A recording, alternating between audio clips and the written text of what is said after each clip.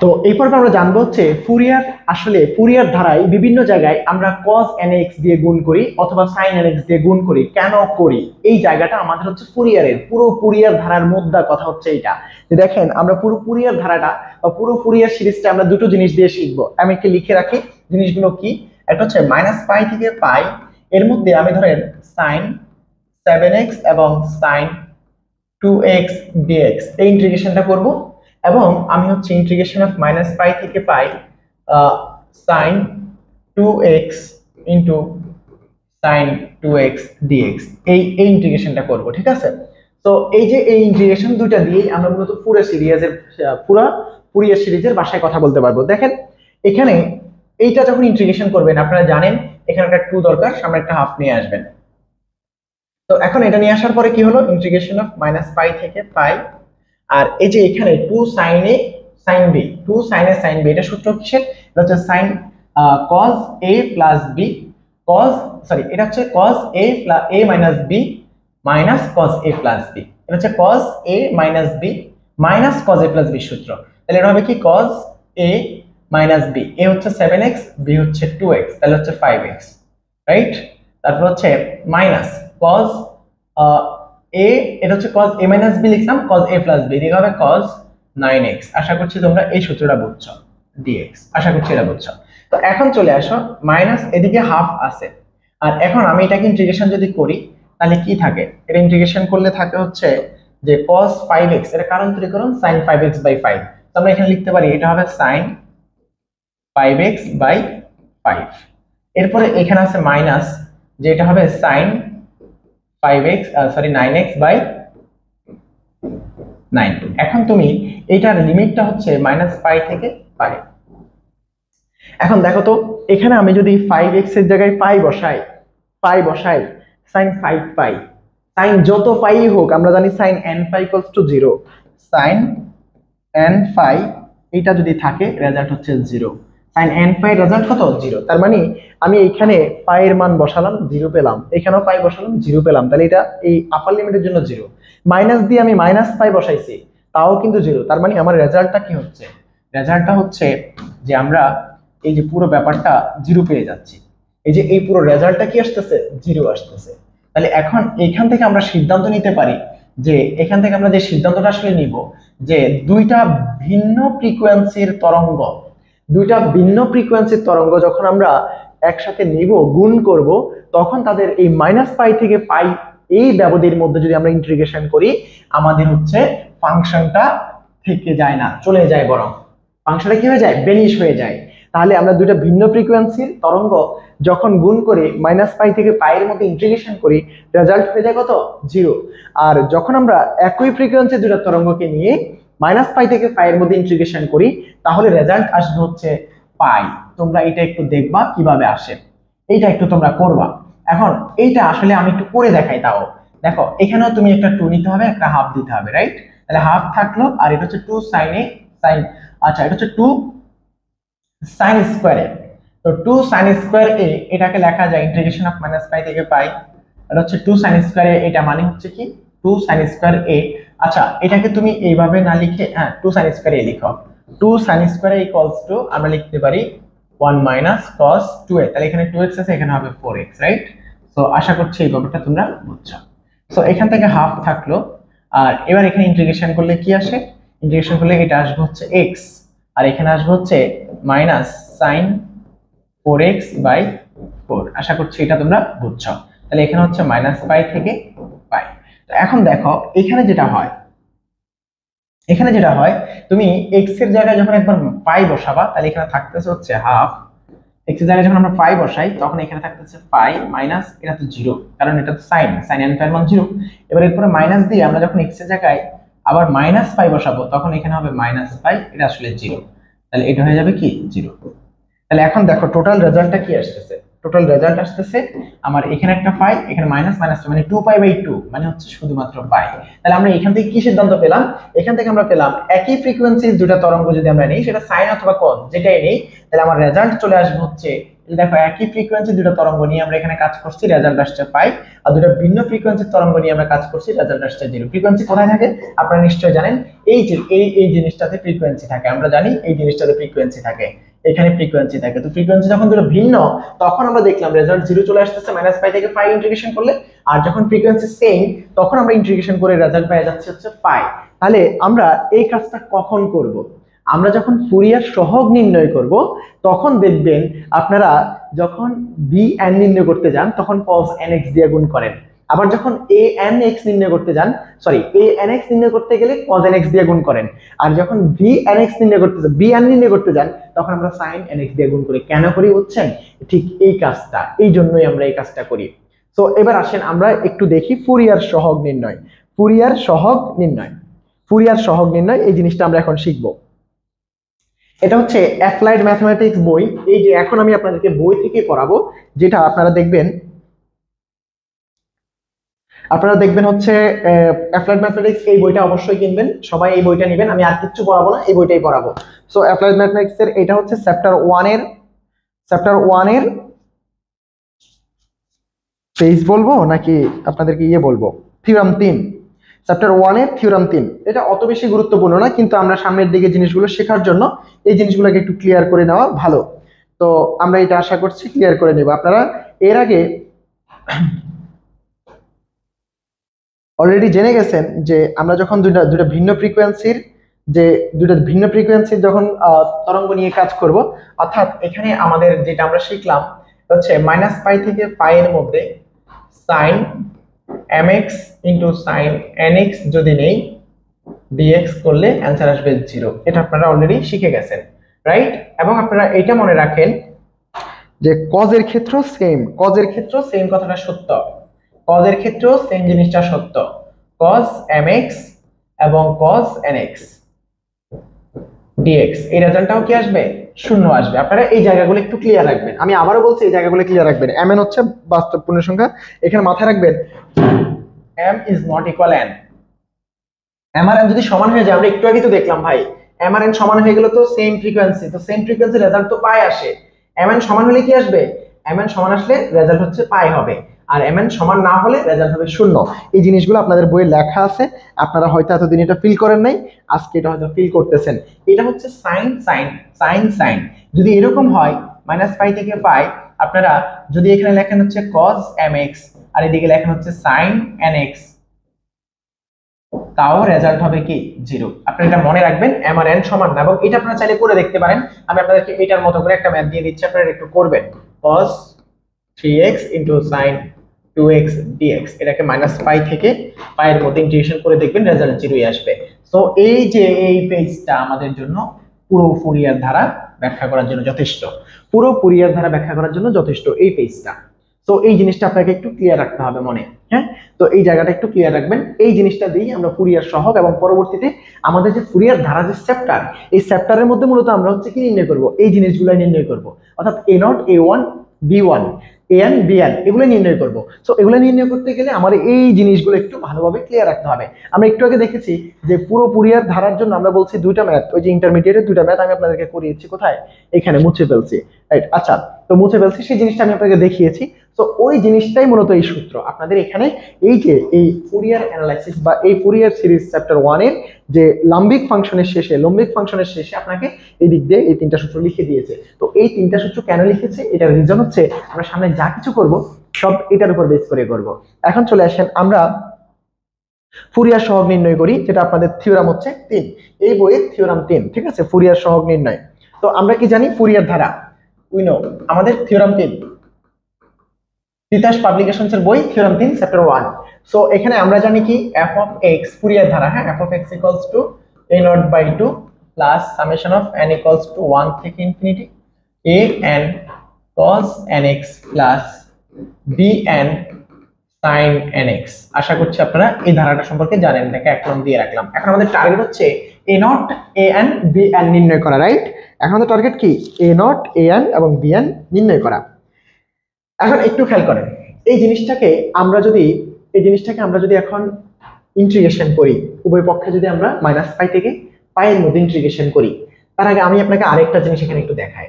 আমরা sin 3x কে যদি integration করি -π থেকে π এর মধ্যে, তাহলে কি আসে দেখেন তো। sin 3x কে ইন্টিগ্রেশন -π থেকে π এর মধ্যে যদি আমরা করি, তাহলে রেজাল্ট আসবে কি, এটা হবে -cos 3x/3। আপনারা নিশ্চয়ই জানেন, রাইট? তো -π থেকে π। ওকে, তো এবার একটু দেখেন এর রেজাল্ট যদি আমরা এখানে বসাই, -π যদি আমি এখানে বসাই, π যদি প্রথমে বসাই, sin 3π, তাহলে আপনি একটু দেখেন 1π 2π 3π, তাহলে এখানে হচ্ছে cos -1, তাহলে এখানে হচ্ছে আমাদের রেজাল্ট হবে কি -1।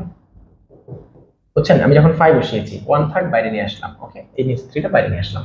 তো এরপর আবার দিয়ে মাইনাস দিয়ে আবার -π বসাবো না? তো মাইনাস এখানে যদি আমি পাই বসাই -3π, তাহলে -3π কোন দিক থেকে? -3π এই দিক থেকে যাবে না? -π -2π -3π, তাহলে এখানে কি -1, তাহলে -3π এর মান কত? -1। তাহলে আমার এখানে দেখেন, আমার এখানে -3π এর মানও কিন্তু -1। তাহলে এখন -3π আমি বসাইলাম, সেটার মানও আমার কি আসতেছে? -1 আসতেছে। তো এই যে এখানে একটা মাইনাস আছে না, এটার কারণে এই জিনিসটা হয়ে যাবে প্লাস। তো এখন দেখো, এই যে এটার কারণে, এই যে এই মাইনাসটার কারণে এটা প্লাস হয়ে গেল। সো এখানে এই -1 আর এই যে প্লাস হয়ে যাবে কি, হয়ে যাবে হচ্ছে -1, আর এদিকে হয়ে যাবে কি -1 হচ্ছে +1। তাহলে আমার থাকতেছে হচ্ছে +1 -1 কি 0 আসতেছে না? তাহলে আমরা কি বুঝলাম? আমরা বুঝলাম যে ইন্টিগ্রেশন অফ -π থেকে π, sin এখানে 3x লিখছি, 4x 5x nx যাই দাও, sin nx যদি থাকে এটার রেজাল্ট হবে 0। তোমরা এটাকেও সূত্র হিসাবে মনে রাখবা, ঠিক আছে? সেম জিনিস cos এর ক্ষেত্রেও, ইন্টিগ্রেশন অফ -π থেকে π cos nx dx = 0। তাহলে আমরা মোটামুটি 5টা সূত্র কিন্তু অলরেডি পেয়ে গেছি। এই জিনিসগুলো আমরা এখানে ইউজ করব আমাদের ফুরিয়ার সহগ নির্ণয়ের জন্য, রাইট? সো এবার চলে আসো, এইখানে আমরা যখন ফুরিয়ার সহগ নির্ণয় করতে চাই, আমাদের প্রথম a নট বের করতে হবে। তো a নট যদি বের করতে চাই, আমরা তো অবশ্যই বলছি যে ফুরিয়ার ধারাটা -π থেকে π ব্যবধির মধ্যে বের হবে। সো আমরা এই ধারাটাকে যদি আমি ইন্টিগ্রেশন করি, -π থেকে π এর মধ্যে উভয় পক্ষে, তাহলে দেখো আমাদের এই পার্টটাকে ইন্টিগ্রেশন করলে 0 হবে, ওটাকে ইন্টিগ্রেশন করলেও 0 হবে। একটু আমরা তাই দেখছি, তাহলে আমরা তাই তো করব যে এখানে আমরা 1 নং এর উভয় পক্ষে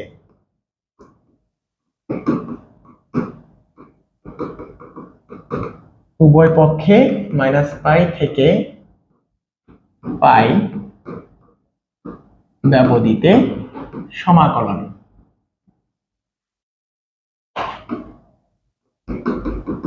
করে পাই। এই পাশে করলে হচ্ছে -π থেকে π f(x) dx। এই যে -π ব্যবধিতে x এর সাপেক্ষে সমাকলন করে পাই। এই যে এই জায়গাটা দেওয়ার কারণে আমি বলতে পারছি x এর সাপেক্ষে সমাকলন করে পাই। তো এখন দেখো ইন্টিগ্রেশন a0/2, এটা ধ্রুবক, বাইর করে দেই। আর এখানে থাকতেছে আমার এখানে থাকতেছে হচ্ছে 1 dx এইটাতে, আর এই পাশটা তো শূন্য। কেন শূন্য বুঝছেন নিশ্চয়? আমরা জানি, যেহেতু এখানে লিখে দিব, যেহেতু -π থেকে π an cos nx dx = 0 এবং ইন্টিগ্রেশন অফ -π থেকে π bn sin nx dx = 0। এই জিনিসটা আপনি পাশে নোট দিয়ে দিবেন। এখন দেখেন, তাহলে থাকতেছে এটা কি, আমার a নট দরকার, রাইট? তো আমরা যদি a নট বের করতে চাই, এটা -π থেকে π, ওকে, -π থেকে π। তো এখন এই পাশটাতে থাকতেছে হচ্ছে বাহ, ইন্টিগ্রেশন অফ -π থেকে π f(x) dx = a0/2। এটা হচ্ছে x আসবে, হ্যাঁ, x, এটা হচ্ছে -π থেকে π। আপনারা নিশ্চয়ই জানেন 1 হচ্ছে x এর সাপেক্ষে x এর অন্তরীকরণ। সো আমরা বলতে পারি যে 1টাকে আমরা যদি ইন্টিগ্রেশন করি, তাহলে আবার ওই x কে ব্যাক পাবো। এটা আমরা ইন্টিগ্রেশনের বেসিক থেকে জানি। তো এখানে দেখা যায় কি, এখানে দেখা যায় বাহ, ইন্টিগ্রেশন অফ -π থেকে π f(x) dx = a0/2। এখানে আমরা একবার বসবো হচ্ছে π -π, তাহলে হয়ে যাবে কি +π। তাহলে এখন দেখো 5 2π, তাহলে 2 কাটা, শুধুমাত্র π। তাহলে আমরা এখানে লিখতে পারি বা a0π হচ্ছে ইন্টিগ্রেশন অফ -π থেকে π f(x) dx। নিশ্চয়ই এটা তোমরা বুঝছো। ওই যে এই পাশে π 2π 2 কাটা গেল, আর a * π থেকে গেল। সো এই পাইটা আমরা এইদিকে লিখলাম। দেখেন এখান থেকে লিখতে পারি কি, বা a0 = 1/π মাইনাস পাই থেকে পাই এফ অফ এক্স ডিএক্স, এটাই হচ্ছে আমাদের এ নটের ভ্যালু। ওকে, এ নটের ভ্যালু আমরা পেয়ে গেলাম। এখন দেখো এ নটের ভ্যালু পাওয়ার পরে এখন আমরা যে ফুরিয়ার ধারাটা দেখে আসছি সেটার মধ্যে আবার একটু চেক দাও। এ নট তো আমরা বুঝছি, রাইট? তো এখন এবার এই এ নট বের করার পরে এখন আমাদের কাজ হচ্ছে কি বি নট বের করা, রাইট? তো বি নট বের করতে গেলে তো আমার আর এই ফাংশনটাকে আমার বি নট বের করতে গেলে দেখতে হবে যে কিভাবে আমরা যে নিয়ে দূর করতে পারি, বাকিদেরকে দূর করতে পারি, শুধুমাত্র বি নট যুক্ত অংশকে বিএন বিএন বা এএন এদেরকে বের করতে হবে, রাইট? এখন আমরা এএন বের করবো, রাইট? এএন বের করবো। তো এখন এএন বের করতে গেলে আমার এএনটা কোথায় আছে? দেখো এএন আছে cos nx এর সাথে। তো আমরা একটু আগে দেখে আসছি যে cos nx যদি সেম ফ্রিকোয়েন্সির দুটো ফাংশন যদি গুণাকারে থাকে তাদেরকে -π থেকে π এর মধ্যে ইন্টিগ্রেশন করলে এটা রেজাল্ট হয় π। তো এখন আমরা যেটা করব, এক নংয়ের উভয় পক্ষে আমরা যেহেতু an বের করতে চাই, তাহলে an এর সহগ যেটা সেটা হচ্ছে কি cos nx, রাইট? তাহলে উভয় পক্ষে এক নংয়ের উভয় পক্ষে cos nx দ্বারা গুণ করে -π থেকে π ব্যবধিতে সমাকলন করে x এর সাপেক্ষে সমাকলন করে পাই। তাহলে এখন দেখো আমরা কি করছি, cos nx দ্বারা গুণ করব উভয় পক্ষে, রাইট? cos nx দ্বারা গুণ করব। তাহলে এখানে যদি আমি ইন্টিগ্রেশন দেই তাহলে হবে কি যে -π থেকে π f of x cos nx dx equals to এখানে হবে a0/2 integration of -π থেকে π cos nx dx plus এই যে এই সামেশনটা তো আর কাজ না, ইন্টিগ্রেশন মানে তো যোগ করা, সমাকলন করা, রাইট? তখন আমার এখানে হবে যে -π থেকে π, এখানে হবে an cos nx into cos nx dx, আর ও পাশটা আমি লিখলাম আপাতত, কিন্তু এটা আসলে থাকবে না, bn integration of -π থেকে π cos nx into sin nx dx। এখন দেখো এটার মান শূন্য হবে, কারণ দুটো ভিন্ন থাকলে তাকে -π থেকে π এর মধ্যে ইন্টিগ্রেশন করলে sin cos হলে দুটো যদি অনুপাত সহগ সেম, অনুপাত ভিন্ন, তখনও তাদের রেজাল্ট কি হবে? 0 হবে। বাট এটার রেজাল্ট আমরা দেখে আসছি π, একই ফ্রিকোয়েন্সির sin এবং cos যদি একই ফ্রিকোয়েন্সির হয় তখন তাদের ইন্টিগ্রেশন করলে আসে হচ্ছে π। এই যে এইটুকু आंसर হচ্ছে π, এইটুকুর आंसर হচ্ছে π। তাহলে এখানে থাকতেছে an into π, an into π, এটা ইন্টিগ্রেশন করলে কি আসবে? an into π। আর এটা আমরা দেখছি এটা শূন্য, এটা আমরা একটু আগে দেখে আসছি এটা শূন্য। আর এখান থেকে আমরা লিখতে পারি বাহ, ইন্টিগ্রেশন অফ -π থেকে π f of x cos nx dx equals to এই পার্টটা তো শূন্য হয়ে যাচ্ছে, রাইট? ওই পার্টটাও শূন্য হচ্ছে। তাহলে এই যে এই অংশের উপরে ইন্টিগ্রেশন হচ্ছে, আমরা দেখে আসছি -π থেকে π এর মধ্যে করলে π আসে, তাহলে এখানে আসতেছে an into π। তাহলে এখান থেকে আমরা লিখতে পারি বাহ, an equals to 1/π integration of -π থেকে π f of x cos nx dx। এটা তো আশা করছি আমরা এই আনটা বুঝছি। সেম ভাবে আপনি এবার দেখেন, আপনি যদি এবার sin bn বের করবেন তাহলে কি দিয়ে গুণ করবেন? sin nx দিয়ে গুণ করবেন।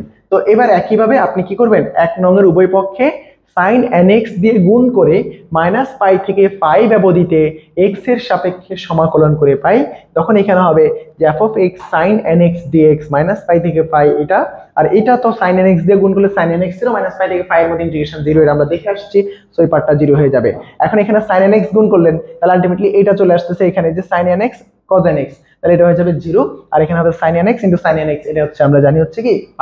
তাহলে এই রেজাল্টটা তখন আসবে হচ্ছে π। তাহলে bn into π থাকবে ওখানে, তাহলে bn into π যদি থাকে bn into এই যে এই জায়গাটাতে থাকবে হচ্ছে π, রাইট? তো এই জায়গাটাতে যদি π হয় তাহলে bn into π, আর এই পাশে থাকতেছে হচ্ছে f of x sin nx dx থাকবে। দেন আমরা এখান থেকে পাইটাকে এই পাশে পাঠিয়ে দিলে bnটা পেয়ে যাব। তো একইভাবে আমরা এখান থেকে কি লিখতে পারি, আমরা এখন ওই যে ওই কাজটা করলে bnটা পেয়ে যাব। সো ওইটা আপনাদের হোমওয়ার্ক থাকবে, আপনারা bnটা বের করবেন, bn বের করে আমার এখানে অ্যাসাইনমেন্টে জমা দিবেন অথবা গ্রুপের মধ্যে মেসেজ দিয়ে দিবেন যে ভাই আমি করছি। তাহলে bn হবে 1/π integration of -π থেকে π f of x sin nx dx, এই sin nx dx দিয়ে nx দিয়ে গুণ করে ইন্টিগ্রেশন করলে আমরা bn পাবো। এটা আপনাদের হোমওয়ার্ক, এটা আপনারা করবেন। কিভাবে আসছে অবশ্যই করবেন। আপনাদের সামনের যে ক্লাসগুলো হবে সেটা বেসিক্যালি ফুরিয়ার ধারার এই বেসিকগুলোর উপর ভিত্তি করেই হবে। সো এই ক্লাসগুলো কোনোভাবে মিস দেবেন না। এই ক্লাস আপনি সিরিয়ালি সবগুলো ক্লাস করবেন, আমি আপনাদেরকে সাজিয়ে দিচ্ছি class 1 class 2 class 3 class 4। So আপনারা সিরিয়ালি সবগুলো ক্লাস করবেন। আপনার কাছে হয়তো অনেক সময় লাগতে পারে বা অনেক বড় বড় ক্লাস মনে হতে পারে, আপনি দয়া করে ক্লাসগুলো দেখবেন এবং আপনার পুরো জিনিসগুলো ক্লিয়ার হয়ে যাবে। আমার কাজ হচ্ছে, আমার আপনার কাছে রিকোয়েস্ট হচ্ছে আপনি ধৈর্য শক্তিটা একটু দেন, বাকি কাজ আমি আপনাকে এমনিতেই করিয়ে দিতে পারবো। তো আপনার ধৈর্য থাকবে, ক্লাস দেখবেন, আপনি সবকিছু বুঝে যাবেন। না বুঝলে আপনি আমাকে নক করবেন, আপনার যে কোনো প্রবলেম আমার সাথে শেয়ার করবেন, আমি আপনাকে যথেষ্ট সাহায্য করার চেষ্টা করব। আর আমাদের যারা পেইড ব্যাচে জয়েন হতে চান তারা আমাদের ইয়েতে হোয়াটসঅ্যাপ নাম্বারে যোগাযোগ করবেন, যেভাবেই হোক যোগাযোগ করবেন। এই ভিডিওতে দেওয়া হোয়াটসঅ্যাপ নাম্বার, এই ভিডিও ডেসক্রিপশনে দেওয়া হোয়াটসঅ্যাপ নাম্বার, অথবা আমাদের যদি অ্যাপস থেকে ক্লাস দেখে থাকেন আমাদের অ্যাপসে মেসেজ দেওয়ার অপশন আছে, সেখানে মেসেজ দেবেন। আপনি আমাদের সাথে যোগাযোগ করে আপনি আপনাদের পেইড ব্যাচে জয়েন হয়ে যেতে পারেন। তো ধন্যবাদ, ভালো থাকবেন, আসসালামু আলাইকুম।